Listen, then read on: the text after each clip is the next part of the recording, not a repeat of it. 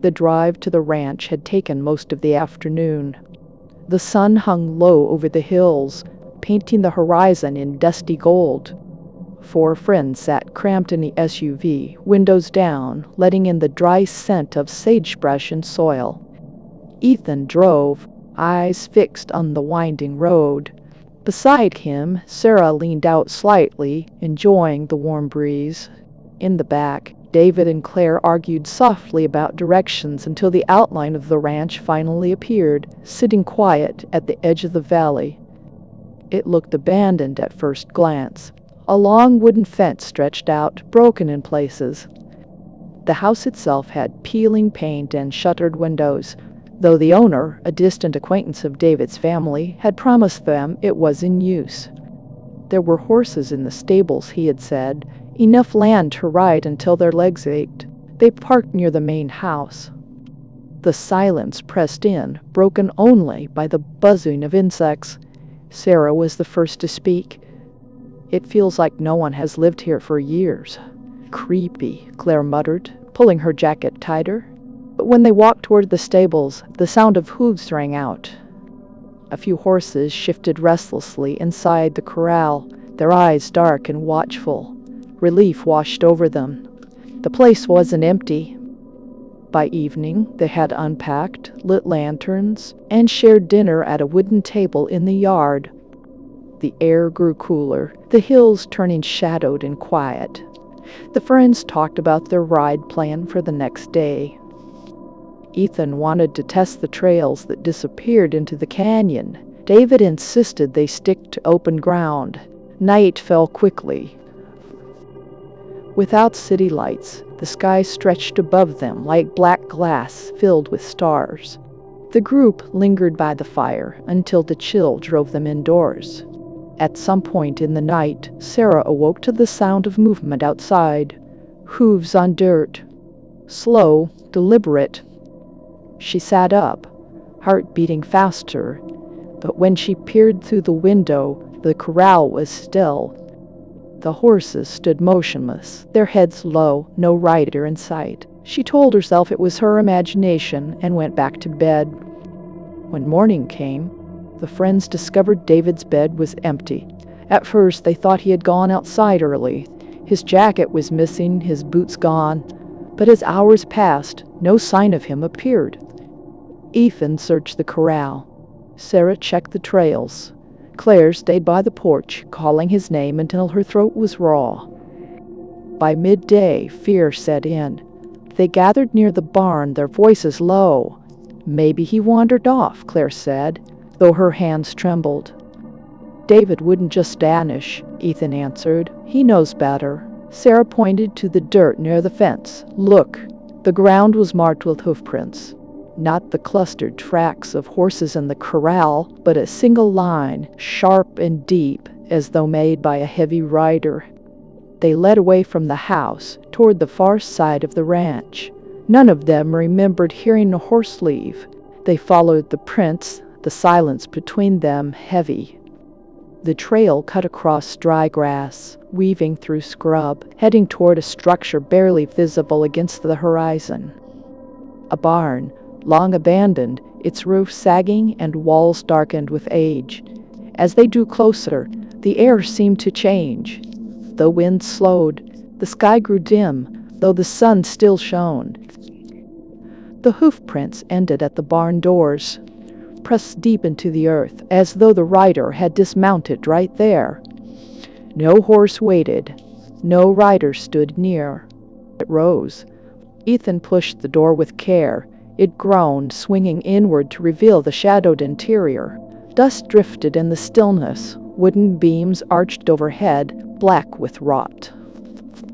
The smell of damp earth and rust filled their lungs. Inside, something shifted, not loud, but enough. A faint sound of hooves against boards. Sarah grabbed Claire's arm, whispering, "There's someone in here." They stepped inside, their lantern light stretching across the ground. The floor bore more hoofprints, circling in strange patterns. In the far corner, a shape lingered. At first, it looked like shadows gathering. Then it rose, forming the outline of a rider astride a tall horse. The figure was pale, its edges blurred, as though smoke and light struggled to hold it together. The horse's head bowed low, eyes gleaming faintly in the dark. The rider's face was hidden under a wide hat. For a moment, none of them breathed. The rider lifted its head slowly, revealing eyes that glowed faintly like embers. The silence deepened, and the air turned colder. The figure did not move, yet the air pressed against them, heavy and sharp. Sarah clutched Ethan's sleeve. Claire whispered David's name, as if calling him back. The rider remained silent. Then the horse shifted. The sound of hooves echoed, though they struck no ground. The rider raised a hand, gloved in something that looked older than leather. He pointed toward the far wall of the barn. The friends followed his gesture. Against the wall lay a wooden door half buried in dirt, its surface scarred with age. Iron hinges clung stubbornly, though the wood sagged. Ethan swallowed hard. "What is this place?" The rider gave no answer. His outline flickered, like a candle in wind, yet his command was clear. He wanted them to see. Together they crossed the barn. Sarah reached for the handle, though her hand shook. The door gave way with little force, creaking open to reveal a set of steps leading underground. The smell of earth and something older, something stale, rushed up. They hesitated. Claire shook her head. "No, we can't." But Ethan already stepped down, lantern raised. The others followed, driven more by fear of staying behind than courage. The passage was narrow, dirt pressed tight around beams that looked close to breaking. The air was cool, heavy with silence. At the bottom they found a room carved into the ground, its walls lined with stone. On the floor rested wooden crates, broken with age. Inside lay brittle paper, rotted leather, and rusted chains. In the center of the room was something more. A saddle, dark with stains, placed on a stone pedestal as if it had been preserved. Sarah approached, lantern light trembling. She touched the edge, then pulled her hand back quickly. The leather was ice cold. "What is this?" she whispered. Ethan studied the walls. Symbols had been carved into the stone, circles intersecting with jagged lines. "Looks like some kind of mark. Old." Claire's voice shook. "Maybe David's here," but the room held no trace of him, only silence, and the saddle that seemed to wait. Above them, the sound of hooves returned, slow, heavy. The rider. They hurried back up the steps, bursting into the barn. The ghostly figure remained unmoving, yet the temperature had dropped. Their breath came out in faint clouds. The rider leaned forward slightly, his horse pawing the ground. Then the figure spoke, his voice hollow and low, like wind moving through a cavern. "Leave what was taken, or remain forever." The words struck them cold. None of them understood, yet they felt the weight of it. Something had been disturbed. Something the rider had guarded for longer than anyone remembered. Ethan raised his hands. "We didn't take anything." The rider said nothing more. His gaze burned into them, waiting. Sarah turned back to the underground door. The saddle. She realized it wasn't meant to be touched. It was not an artifact to be found. It was part of the oath that bound this ghost to the land. "Put it back," she whispered, but they hadn't taken it. Then Claire gasped. She pointed to the corner of the barn. David's jacket lay crumpled on the floor, his boots beside it, no sign of him. Only the faint outline of more hoofprints circling the spot. It was as if he had been claimed. The rider lifted his head once more. His eyes glowed brighter, and the horse reared without sound. The barn shook, dust raining down. The lanterns flickered. "Go," the voice thundered. They ran, out of the barn, across the dirt, back toward the house. The hoofbeats followed, though when they looked back, the rider never left the doorway. He stood framed in the shadows, guarding the secret below. By the time they reached the house, dawn was breaking. The first light touched the hills, yet the fear did not fade. David was gone. His name hung on their lips, but none of them dared speak it aloud. That morning, they packed in silence. None suggested searching again. None wanted to face the rider once more. As they drove away, Sarah looked back one last time. The barn stood small against the valley, but she could still see the outline of the rider in the doorway. Watching, waiting, protecting the secret of the ranch. And she understood. The land was not theirs to explore. The rider would remain, forever bound to guard what should never be touched. They never spoke of it again. But sometimes, late at night, Sarah woke with the sound of hooves in her ears and the faint glow of eyes in the dark.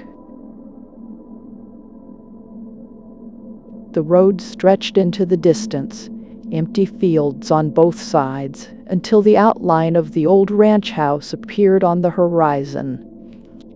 Emma leaned forward in the passenger seat, her eyes narrowing as she tried to make out the details of the building. "It looks older than in the pictures," she said softly. Michael smiled, though his grip on the steering wheel tightened. "That's part of the charm. A quiet place, just the two of us. No neighbors, no traffic, no interruptions." The house came closer, standing lonely on a wide patch of land. The wooden boards were faded, the paint long stripped away by the wind. A large porch wrapped around the front, and the windows were dark, reflecting only the sky. Inside, the air smelled of dust and old wood. The floors groaned under their steps, but the rooms were furnished with heavy oak tables, worn chairs, and thick curtains that blocked the light. Everything looked untouched, as if time had slowed the moment the last family left. Emma ran her hand across a carved dresser.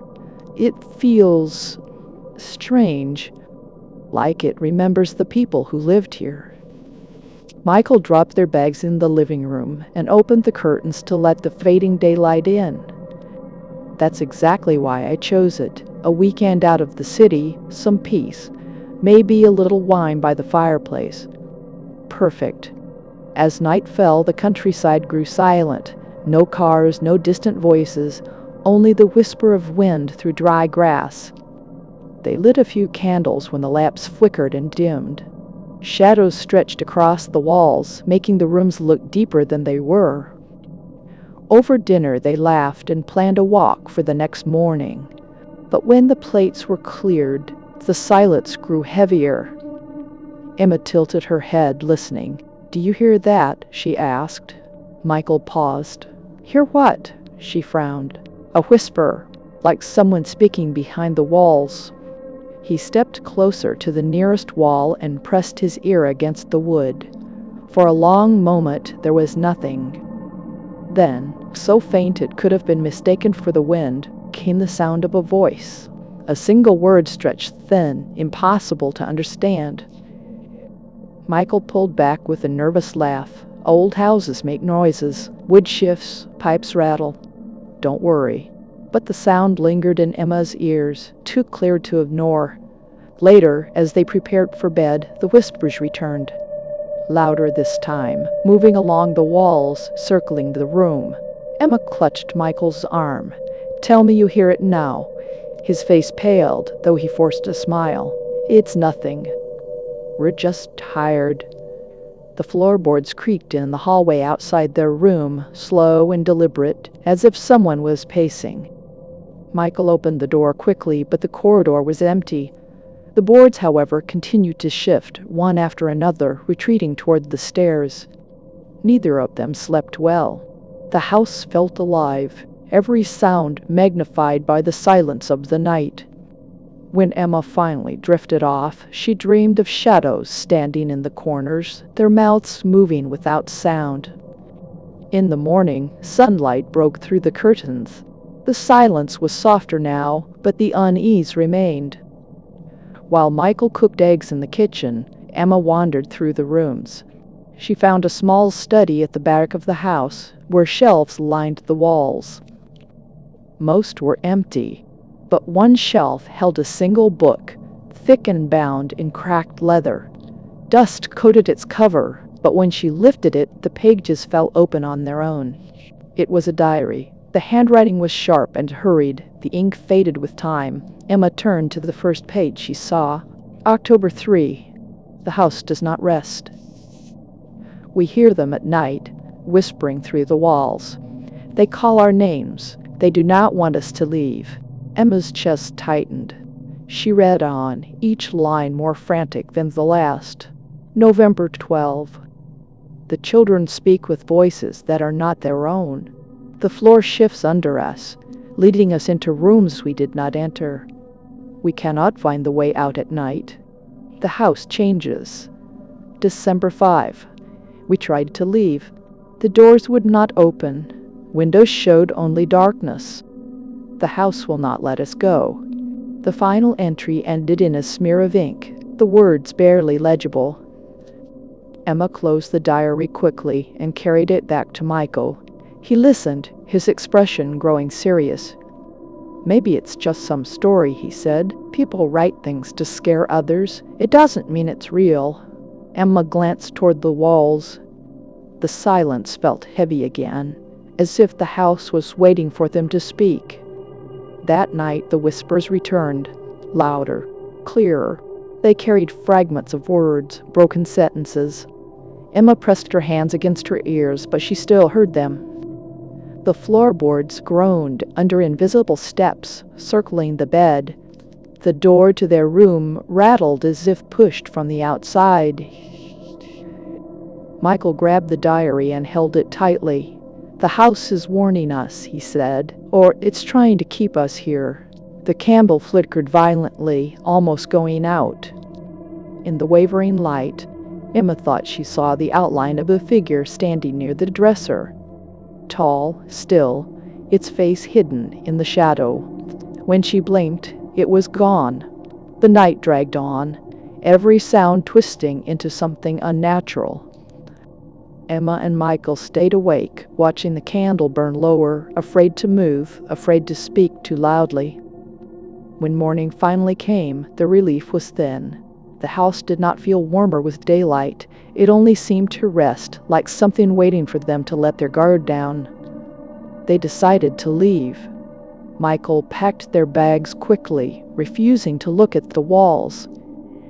Emma opened the front door, but the view outside made her freeze.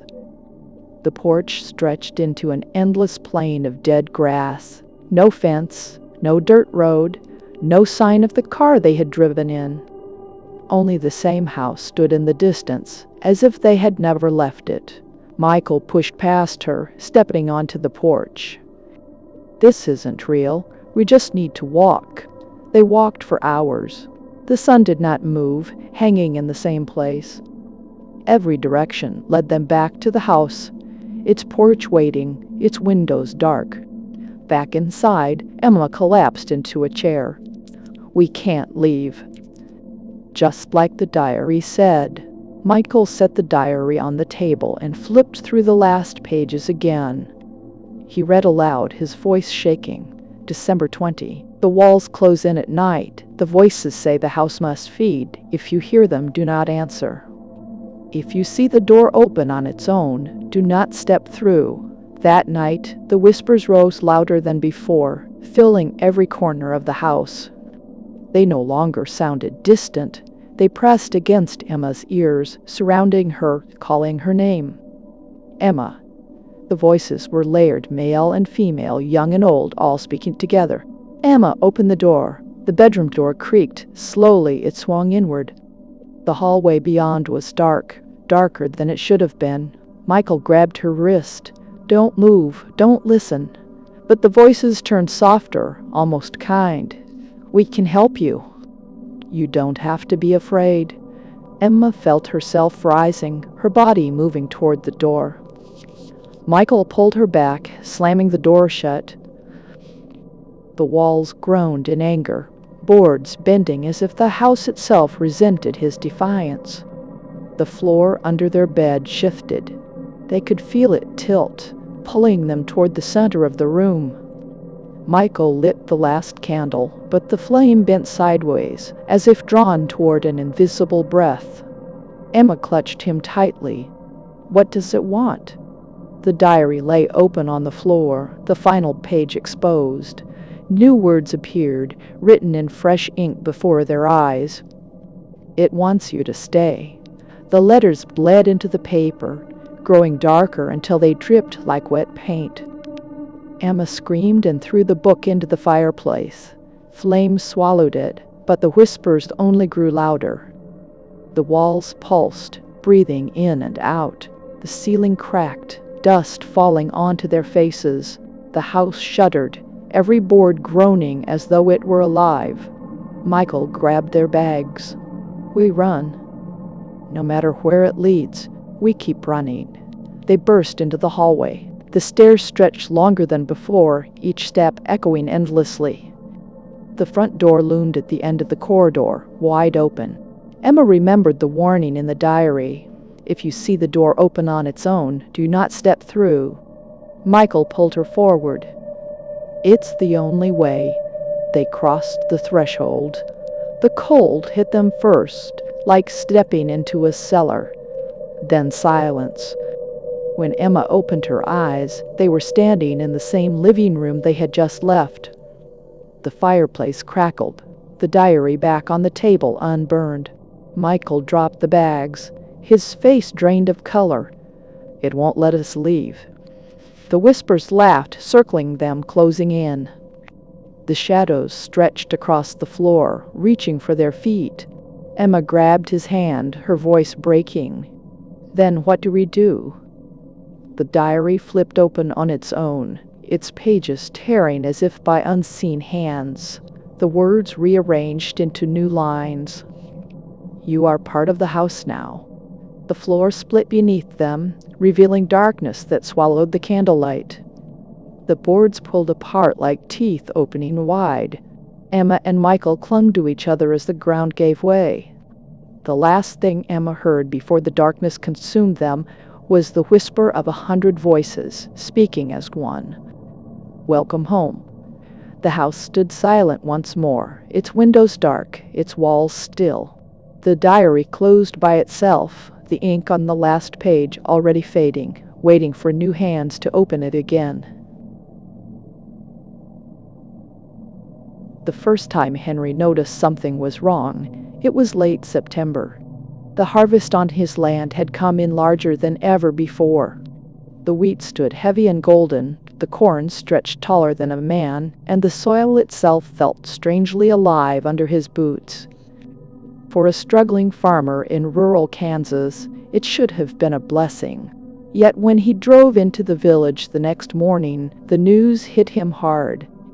A young man from the neighboring farm had gone missing. No trace, no explanation, just gone. At first, Henry dismissed the thought that his land could have anything to do with it.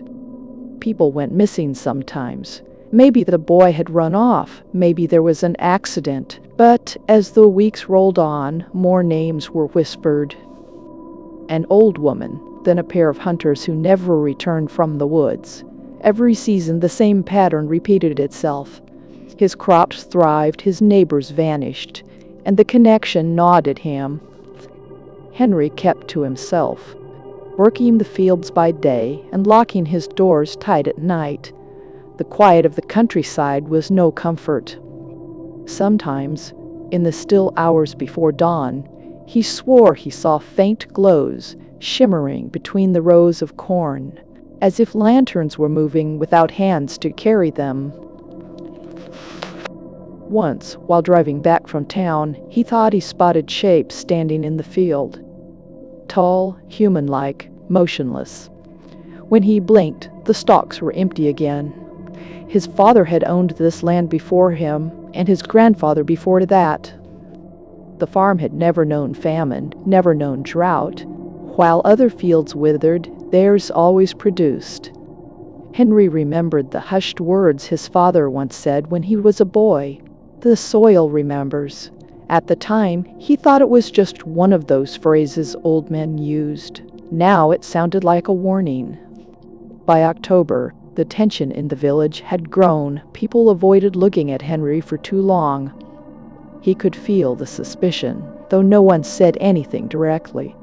They came for his grain, bought his produce, and kept their distance. He told himself he was imagining it, yet deep down, he knew they were right to wonder.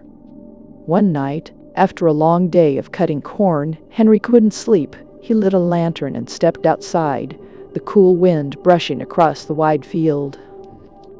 The silence felt wrong, almost heavy. Then, in the distance, he saw it again. A dim red light, pulsing faintly like a heartbeat, deep within the rows. He froze, holding his breath. And then he saw them, figures, dozens of them, walking slowly through the field. They didn't sway like stalks of corn. They moved with purpose, in lines that seemed to follow a pattern. Henry gripped the lantern tighter and whispered to himself, "It's just shadows." But the longer he watched, the more certain he became. These were not tricks of the dark. The shapes bent, stooped, and carried something in their arms. He could almost hear the whisper of voices, carried by the wind, too soft to make out. Terrified, he stumbled back into the house, locking the door and pressing his back against it. For hours he sat in the kitchen with the lantern burning, staring at the window, waiting for something to knock. Nothing did. When morning came, the field looked ordinary, golden and calm. Henry knew he couldn't keep ignoring it. He began digging into the history of the land. Old county records told him little, only that the ranch had been built atop ground once used by native tribes. Deeper searching revealed stories, fragments of folklore. A battle long ago, blood spilled into the soil until the earth itself seemed to hunger. A curse, or maybe a pact, depending on who told it. The land gave life, but demanded life in return. The words chilled him. His family had farmed this soil for generations, reaping harvest after harvest. But at what cost? How many lives had been taken to feed the earth beneath his boots? The next night, Henry forced himself to return to the field. He needed to see it up close, to know if it was real or just the unraveling of his mind. He walked between the rows with nothing but the lantern's glow, his heart beat louder than the crickets. At first, all was silent. Then the air grew colder. The light flickered.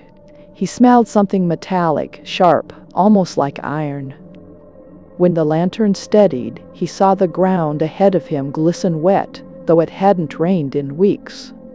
He knelt and touched the soil. His fingers came back dark, sticky. He couldn't tell if it was mud or something worse. And then he heard it, clear as a whisper in his ear. "Stay." Henry jerked upright, lantern shaking. The stalks around him rustled, though there was no wind. Shapes closed in, pale outlines against the dark. For a moment, he thought he recognized faces, people from the village who had vanished.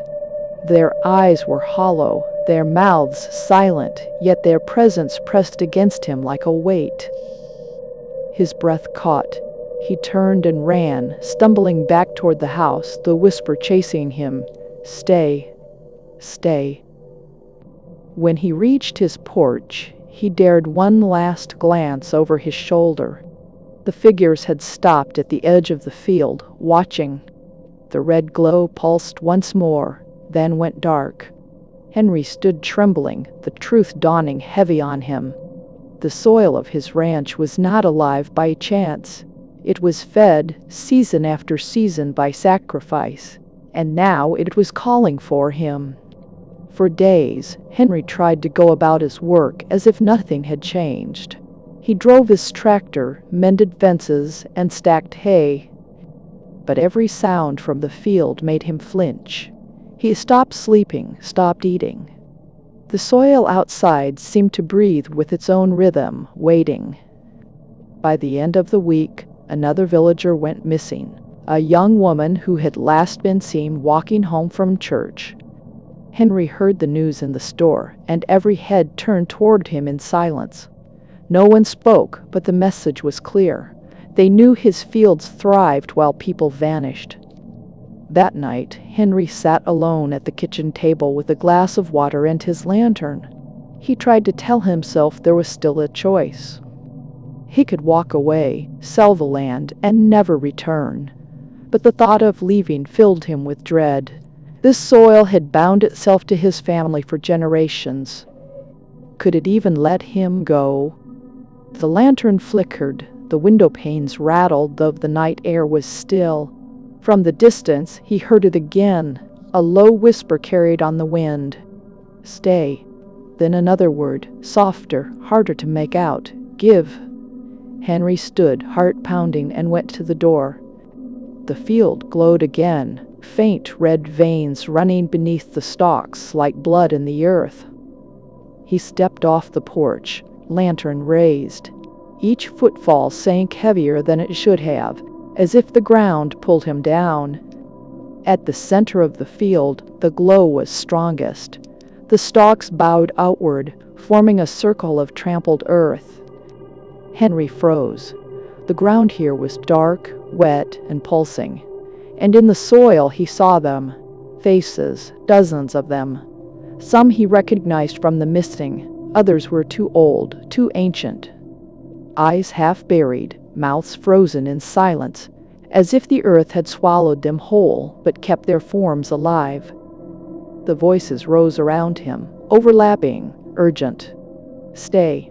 Give. Stay." He dropped the lantern.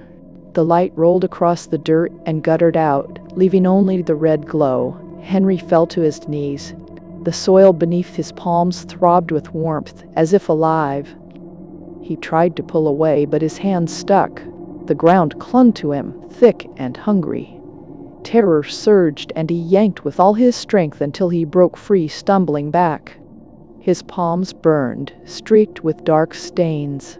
He staggered out of the field and into his house, slamming the door shut.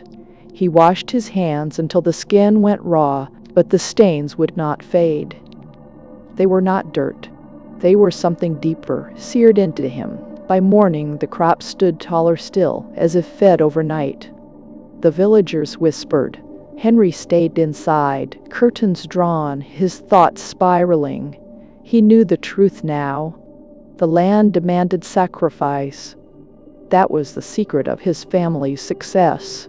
Every season, blood seeped into the ground.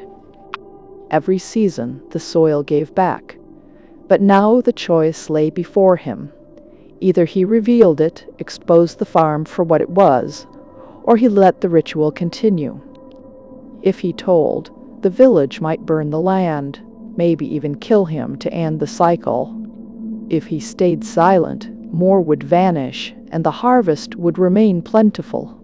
That night he sat in the kitchen again, staring at the door. The whispers grew louder. "Stay. Give. Stay." He felt the pull in his chest, steady and relentless. The land had chosen him, as it had chosen his father and grandfather before. The lantern burned low. His breath slowed.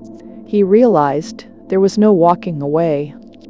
This was not a bargain he could refuse. It was blood binding him to the soil. As the first light of dawn crept over the fields, Henry stepped outside. The stalks swayed, though no wind touched them. He walked forward, his body heavy but certain. Somewhere in the village, another family would soon begin to ask where their loved one had gone. And the harvest, once again, would be rich beyond measure. Henry's voice was little more than a whisper when he finally answered the soil. "I'll stay." The ground pulsed beneath his feet. The red glow spread. The earth, satisfied, swallowed the sound.